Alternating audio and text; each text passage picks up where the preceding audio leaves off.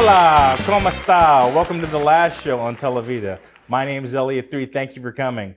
We're talking to you from Kansas City. Kansas City is the home of animation, in my mind. The world's most famous animator, Walt Disney, started and invented Mickey Mouse not more than 2 miles away from us off on 31st and Forest. Animation has always been a big part of comedy, especially recently. We have guys like Seth MacFarlane and Trey and Matt from the South Park. It's a unique thing, and that's why we have, I told you I'd bring him back, my Swiss Army knife. Steve Kramer, in addition to being an amazing comedian, amazing musician, what me and my son like is his animation. And in researching for this, we really shared a lot of nice moments, me and my 30-year-old son, watching the animation of Steve Kramer. So we're going to have Steve Kramer, animator, on this show. Want to know what I'm talking about? Watch this.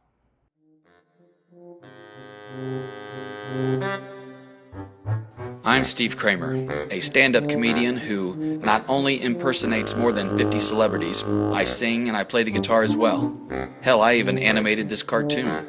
But trying to make it in show business is difficult, especially when you're up against stiff, competitive talent like Snooki in The Situation. Throw in the fact that when the economy goes in the tank, the entertainment industry is usually hit the fastest and the hardest, so that forced me to take a second job working at my hometown comedy club.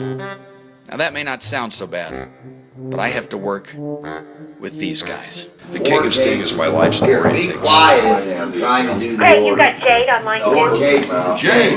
Craig, can you hold it down? Jeff, I'm trying to do an interview on the in Chicago. That's too bad. Well, I have to pay for this. It isn't free. Shut the door. Shut the damn Shut your door. I'm sorry. Damn it. What, Jack? I need some help. Can somebody help me? Jack, did you just lock the door? I can't get in. Yeah, he counted. Jeffrey's on line 5. Busy for me. Barbie, I didn't know it was you. Who the is Who that? the is that white Are trashy? you real? I will run you over in my Mercedes. Bring down here and I'll kick your Hang on one that second. you blonde Say- head. Now I have blonde hair. I'm a speakerphone. Keep Hello. that trashy trailer park Whatever. fake blonde boob haired with Shut the you. Did you door. say I have a blonde boob? Get the fly. Hey Craig, Venus is on line 4. Stanford and Sons, it's a family club, except for the strong profanity, booze and the nudity, guns and the drugs. Steve Kramer, animator, thank you. Thanks for having me. You know, that was of the Stanford's boys who I knew forever, and that just, you know, it just kind of, it touches me kind of special. Did you do all the voices for all the Stanford? No, I could have though, because one of the first things that I noticed about the Glazier brothers is that their voices matched the drugs that they did. Because Craig Glazier did cocaine, so he was like this really fast talker. Stanford and Sons, think about it. And then Jeff and Jack both did heroin, so they're like, Craig, here's the deal. Bring those guys in, fix the chicken fingers. How'd that be? Sleepy. The one interesting I thought about, and I'm going to ask you about this because you're a comedian, Yeah. and these are funny animations. Do you think it helps that you know where the punchline is and what the nuance in the face should be when you're writing it? Oh, without a doubt. I actually did a cartoon of Trump, and it's actually one of my best cartoons because I knew all of his mannerisms and everything. He's like, Nancy Pelosi is quite probably, quite frankly. And I put all of that in there, you know? So yeah, and you know when to do it there, right? And you know how to, and not only, but it's not only the face of the person who's talking, but it's the secondary faces that you're drawing. That you know where to put the expressions in on them too. Yeah, that's a good point. Yeah, to know where the punchline is supposed to be, pregnant pauses, all of those things, because it. Yeah, the pregnant pause in animation, it's the same thing. I mean, it's just like that dead animation time. It's like dead air, but that's where the laugh comes. You would be surprised how much that was one of the first things that, because I taught myself how to animate. How did you do that? Well, I had done a reality show of Stanford's and the brothers back in 2003. That's what we just saw, yeah. No, the first one was in 2003. Okay. And they liked what I'd put together so much that Comedy Central sent their own crew out to refilm the pilot with a $30,000 budget, which far from the budget that I had from Craig, which was $3,000. And so, but they loved it. They did their own. But right before it was supposed to go on air, they switched presidents, and the new president at Comedy Central said, "Out with the old regime, none of their old projects." You gotta be kidding me. Nope. And so just by chance, it didn't get to go on. So a few years later, Craig came to me and he said, hey, let's do another reality show. And I said, the only way that I would be willing to do it is if we did something, because by this time the market was flooded with all reality shows. And so I said, we have to set it apart somehow. So I want to make it animated. And so we'll just film the scenes, right? And then we'll use the actual audio and I'll animate to that audio. And he was like, that's great, but do you know how to animate? And I was like, no, but I think I can.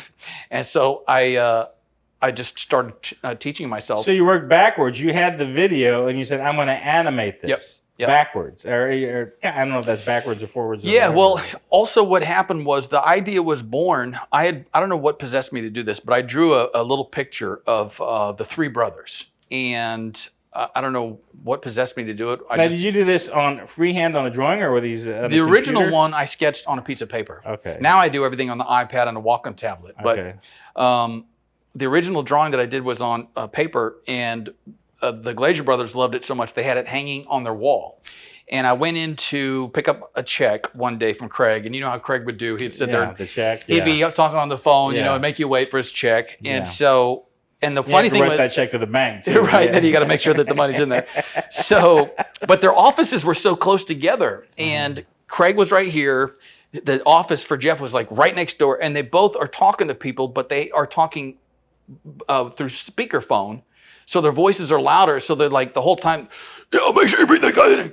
Craig, shut up! I can't hear in here. You shut up! You close your door. They're like screaming at each other, and while they were screaming at each other, there were flies because it was so close to the outside. So there's flies flying all around the office, and Jack was in there swatting at the flies with fly that swatter. scene, I can see it. I love that. I saw that scene. Yeah, that really happened. That scene really happened. And I was thinking to myself, I was like, oh my God, if I would have been filming this right now, I could have sold the reality show. And as I was thinking that, I looked up and I saw the picture that I had drawn, and I thought to myself, well, what I could actually reenact that if I just animated it. And that's where the idea came from. Yep. That's where it came from. So I noticed that you actually like to do, I mean, you've actually gone from comedy club owners, right, to actual comedians. How did that transition happen?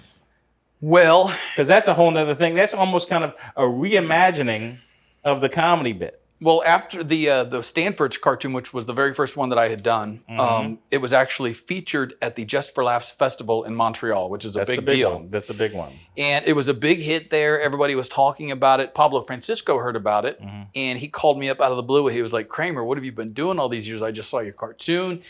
It's amazing. And he said, let's hit the road together and start putting some cool cartoons together. It did lead to something great. Like right away. Yeah, it was insane. And I said, well, okay, sure. And I was just thinking to myself, I hope I get paid better than I got paid with Craig. And well, that's given. The very next day after Pablo mentioned that, the very next day I went home and I opened up my door and there was a FedEx check there for $1,500 from Pablo. He goes, here's just for starters, just to get things going. That's a great guy. And he just starts. Pablo was so cool. We used to go do these comedy clubs, and there would be like comedians that were handicapped in wheelchairs, and they'd be in these like super phenomenal like Cadillac wheelchairs.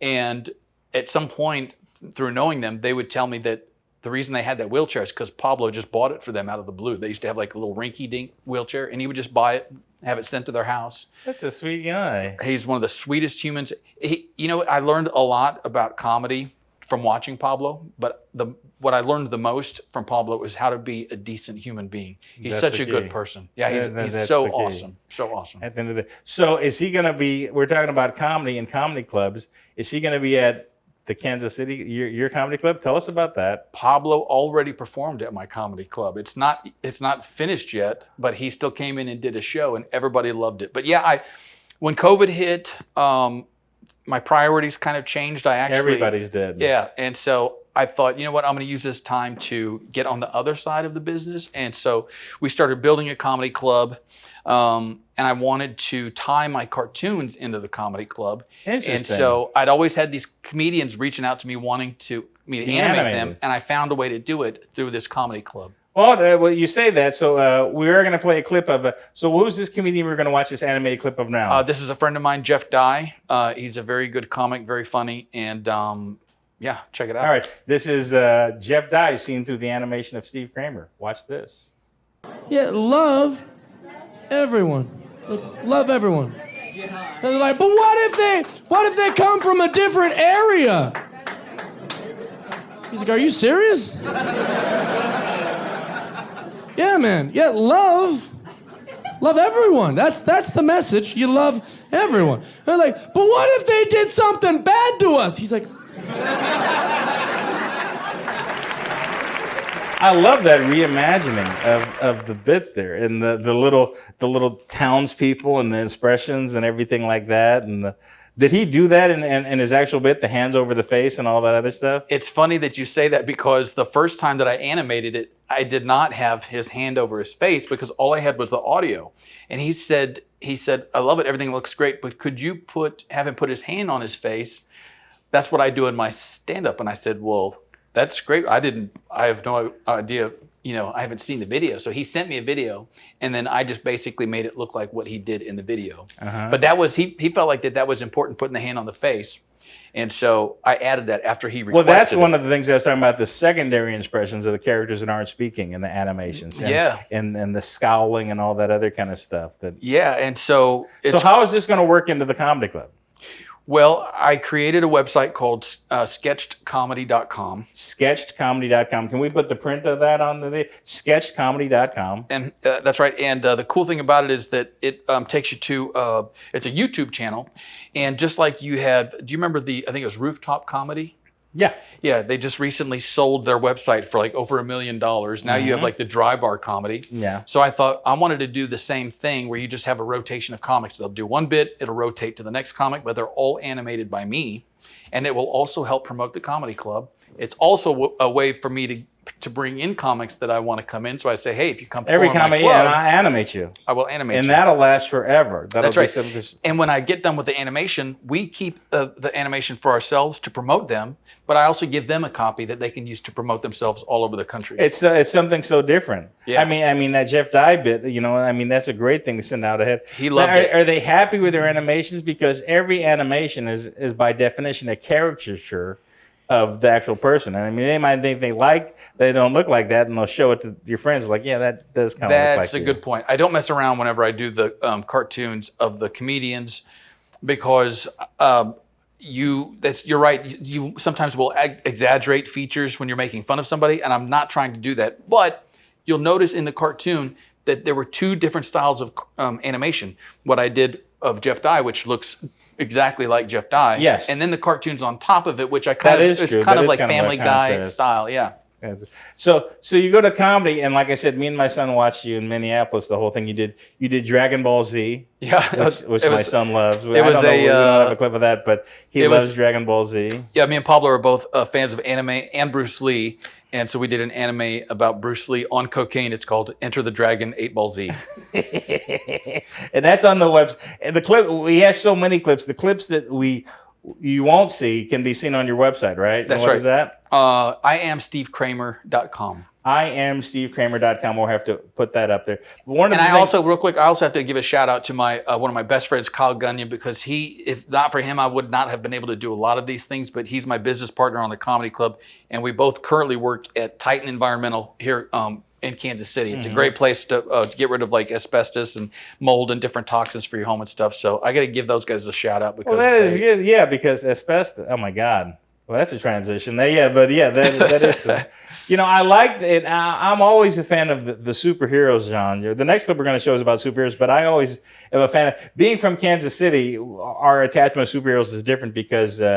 Spider-Man, they're always in New York. Spider-Man would never be in Kansas City. He has nothing to sling off of. That's right. He'd be ziplining from Dollar Tree to Chick-fil-A if he was here. He'd have nothing else. But we're going to play this superhero sketch. I'm going to like the animation of Steve Kramer, his take on superheroes. Watch this. We put on underpants when we're about to save the day. Super Friends. Lex Luthor and Bill Gates have teamed up. They want to launch a rocket to block out the sun. So let's get this thing moving. To ensure the safety of humanity and the integrity of the team, we all need to know each other's secret identities and our weaknesses. I'll go first. I'm really billionaire Bruce Wayne, and I have the same weaknesses as any other human. The advantage I have is my intellect and my training, but you can kill me just like any other man. Soup? My secret identity is that of mild-mannered reporter Clark Kent. My only weakness is kryptonite. Now, you were all the voices on that Justice League, right? Yeah, I did. I voiced Batman and Superman. That's another great thing about animation is that if I have an idea in my head, I can just basically transfer it. I don't have any filters. I don't have to hand it off to anybody else to screw up my idea. So I can literally make it, whatever is in my head, I can transfer it to But here's what's video. interesting, which I think, you have two distinctly different manly voices for superheroes. And how do you allocate, this is Batman's voice here, this is Superman's voice here, and the difference between the two? Well, I noticed that one of the things that I noticed about the current Batman is that he sounds like my dad when I walk in on him when he's going to the bathroom. Get out of here! I just ate a big block of cheese. So I just, that was how I did Batman. And then for Superman, I just kind of had to, did more of a, kind of a suave voice, what you might expect from Superman. Yeah, because Batman's more of a dark tone and everything like that, and it's always kind of, it's almost lighted different, and Superman's more of a ethereal. Yeah, it's just the ability to do the different ranges. And then I actually, I'm a big fan of superheroes. I did with my buddy Chicken, we did a Wonder Woman and Spider-Man thing back in the day. I saw that. It's funny what you said about Spider-Man swinging from building to building. This is a true story. When my agent sent me to New York for the first time, he sent me an email and he said, how would you like to perform in New York? And I sent him an email back. I was like, yeah, I'd love to perform in New York, because I thought he was talking about New York City. I didn't realize the big difference between certain parts of New York versus others.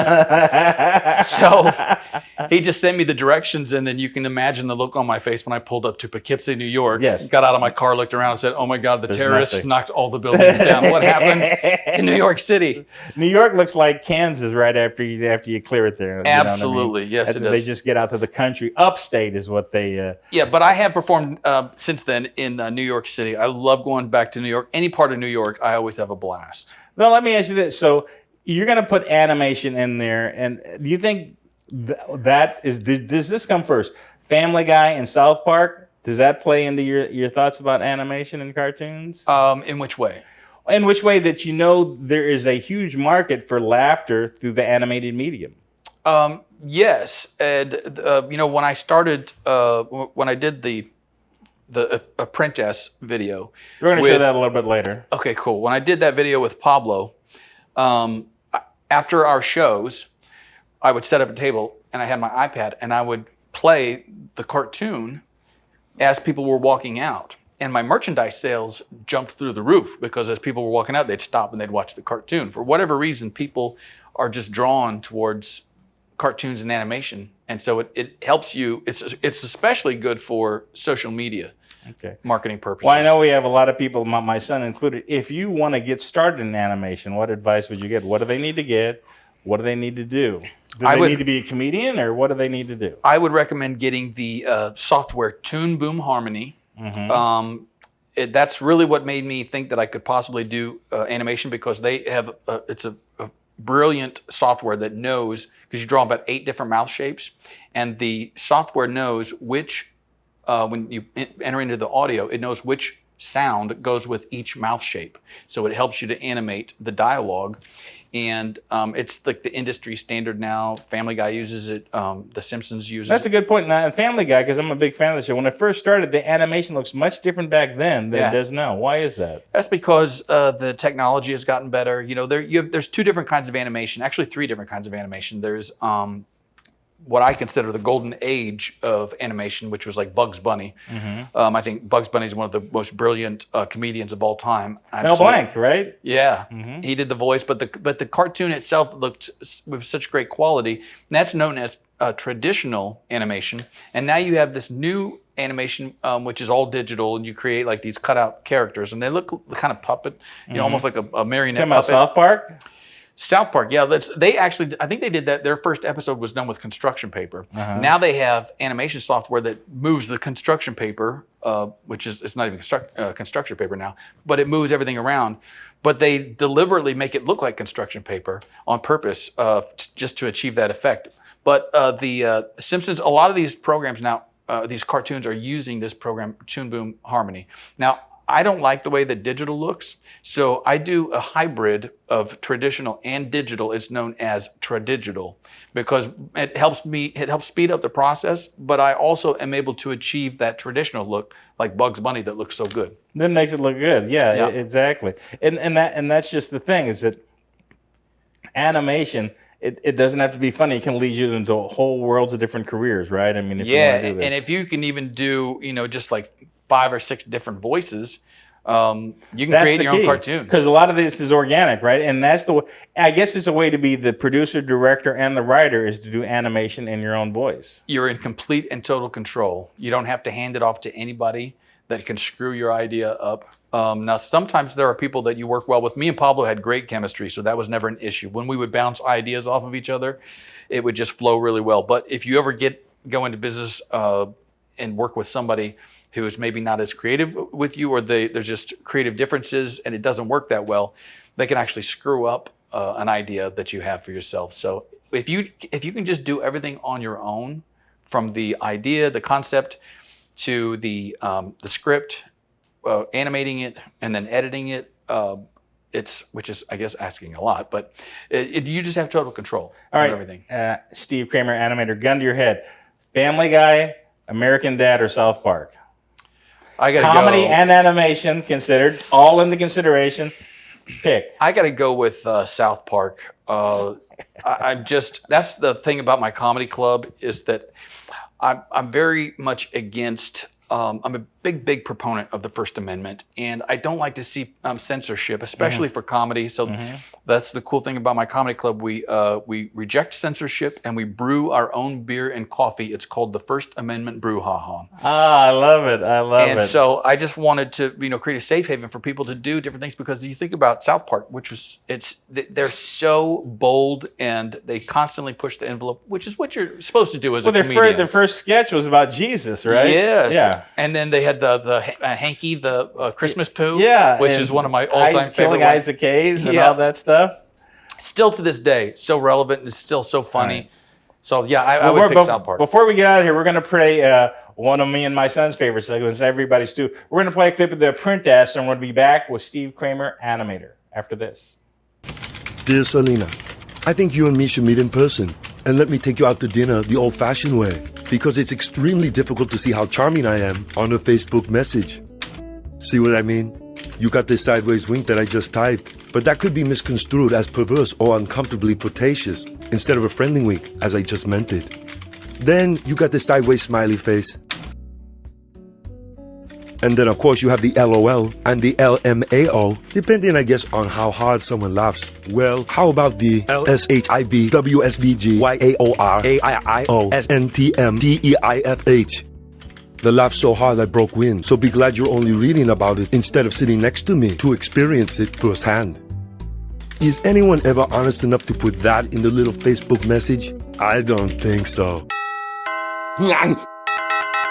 Donald Trump, what are you doing here? The reason I'm here is to congratulate you on landing my old job at The Apprentice. Wow, that's big time. No, it's huge. Now you know the rules of the show, and we wanted to start off huge. So we got the hugest celebrities in Hollywood.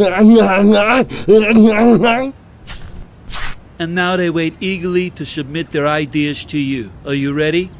Say Let's go. Welcome back, apprentices.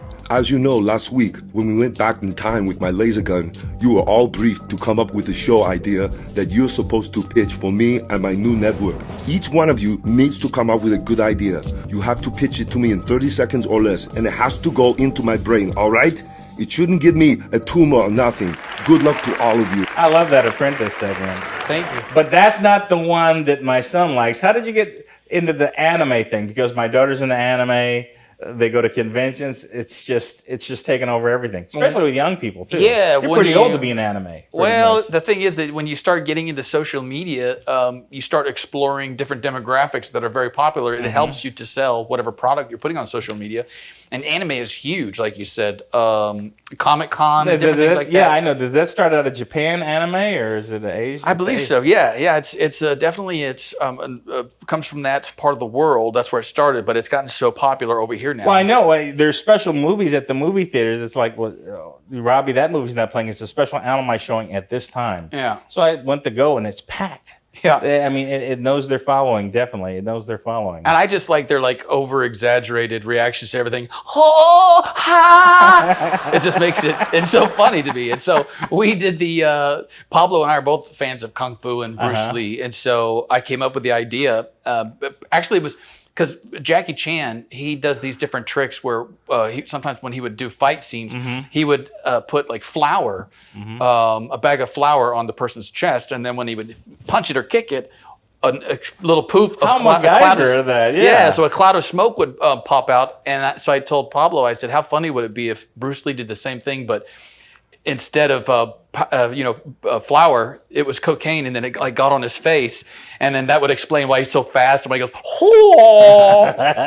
with his nose, Well, and so that was the idea. Is that an anime cartoon about Bruce Lee on cocaine? It's called Enter the Dragon 8-Ball Z. Well, can I tell you what I like the most about this clip we're going to show in a second? What's that? It's kind of a homage to the Looney Tunes, because whenever they got in a fight in Looney Tunes, the tornado of them fighting. You remember that? The tornado. It's so funny that you mentioned that, because Pablo and I were crunched for time when I was putting it together, and I had everything done except for the fight scene. And I told Pablo, he was like, man, how long is it going to be before we get this done? And I said, it's probably going to be another 2 or 3 weeks, because I have to choreograph the fight scene. And he said, why don't you just do like one of those tornadoes from Looney Tunes? I know, where they would got to go out and get something to drink and then put it back out, or leave and hop back into the tornado. And I just had the tornado, and I had like, arms coming in and out, and I had the fight scene done in like 2 days. My gosh. Well, we're going to play this to close the show out. Steve Kramer, thank you so much. Thank you, Guillermo, for watching that great animation. We're going to play say it again. Enter the Dragon 8-Ball Z. Thank you for watching the last show on Televida.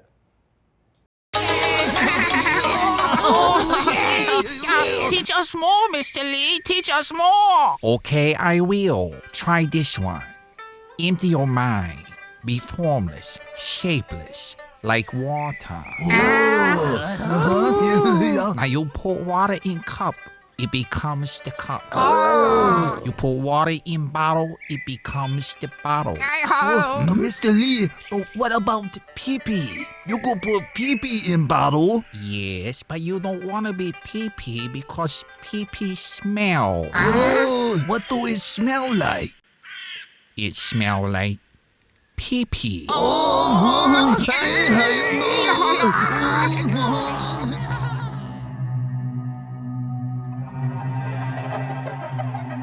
Now that I've converted this abandoned building into a secret drug warehouse, I can move forward with my typical evil plans for world domination. These drugs are 10 times as powerful as the average drug on the street, and none more powerful than the cocaine I keep hidden in this secret compartment at the bottom of my dancing platform shoes. Hello? Huh? Hi, I'm trying to deliver package. Am I in the right place? You've just attended your own funeral. Prepare to die.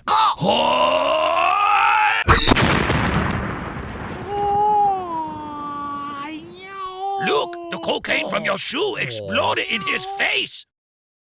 What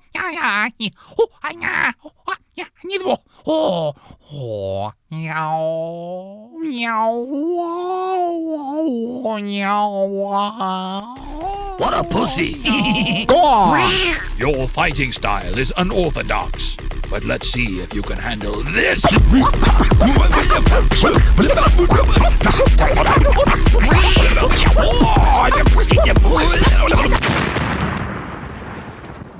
You crashed into our crate full of mushrooms.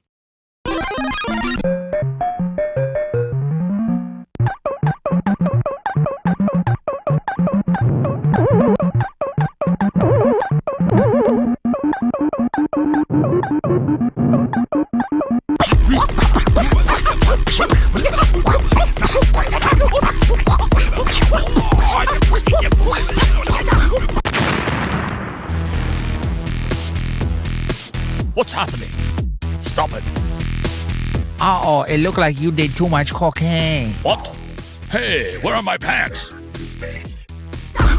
Get ready for the action, the high-octane movie of the year. Starring Al Pacino. Say hello to his little friend. Cheech and Chong. Ooh, fire out, man. Bill Cosby.